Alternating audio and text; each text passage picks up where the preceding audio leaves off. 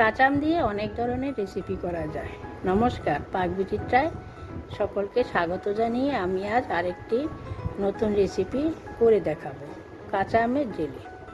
তার জন্য এখানে আমি 5টি কাঁচা আম নিয়েছি, ওজন হিসেবে 600 গ্রাম।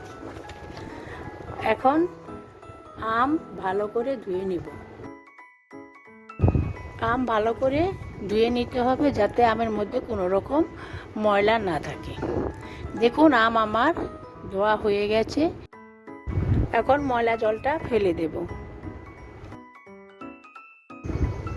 দেখুন, আম আমার ধোয়া হয়ে গেছে। এখন খোসা ছাড়িয়ে নেব। তার জন্য একটা কাটার নিয়েছি, কাটারের সাহায্যে আমি খোসা ছাড়িয়ে নেব। আপনারা চাইলে ছুরি বা বটির সাহায্যেও খোসা ছাড়িয়ে নিতে পারেন, আপনাদের যেটাতে সুবিধা হয়। খোসা ছাড়ানোর সময় আমের গায়ে যেন কোনো রকম সবুজ অংশ লেগে না থাকে, তাহলে টক লাগবে, খেতে ভালো লাগবে না। দেখুন, আম আমি ভালো করে খোসা ছাড়িয়ে নিয়েছি। এখন ভালো করে ধুয়ে নেব। এখন কেটে নেব। দেখুন, আমার কাটা হয়ে গেছে। আমি ছোট ছোট পিস করে কেটে নিয়েছি। এখন ভালো করে ধুয়ে নেব। দেখুন, আমার ধোয়া হয়ে গেছে। এখন তুলে নেব। এখন সিদ্ধ করে নেব। গ্যাসে একটি কড়াই বসিয়ে পরিমাণ মতো জল নিয়েছি। এখন আগে থেকে কেটে রাখা আম দিয়ে দিব। এ সময় গ্যাস হাইতে রেখে সিদ্ধ করে নেব। এখানে কোনো রকম নুন ব্যবহার হবে না। দেখুন, আমার সিদ্ধ হয়ে গেছে। আমি নেড়ে চেড়ে একটু সিদ্ধ করে নিয়েছি। এখন তুলে নেব।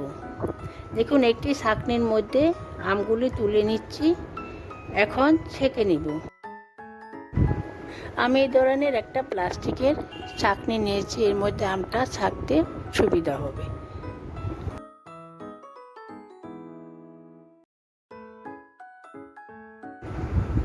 পাত্রের উপর ছাঁকনি রেখে একটি প্যাচলার দিয়ে আমের পাল্পটা ভালো করে বের করে নেব। গরম অবস্থাতে আমের পাল্পটা বের করে নিতে হবে।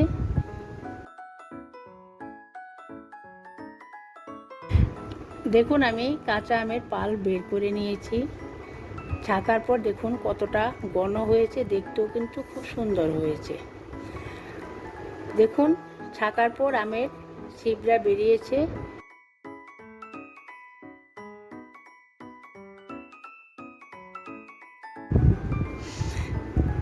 আমের জেলি বানানোর জন্য গ্যাসে একটি কড়াই বসিয়ে নিয়েছি।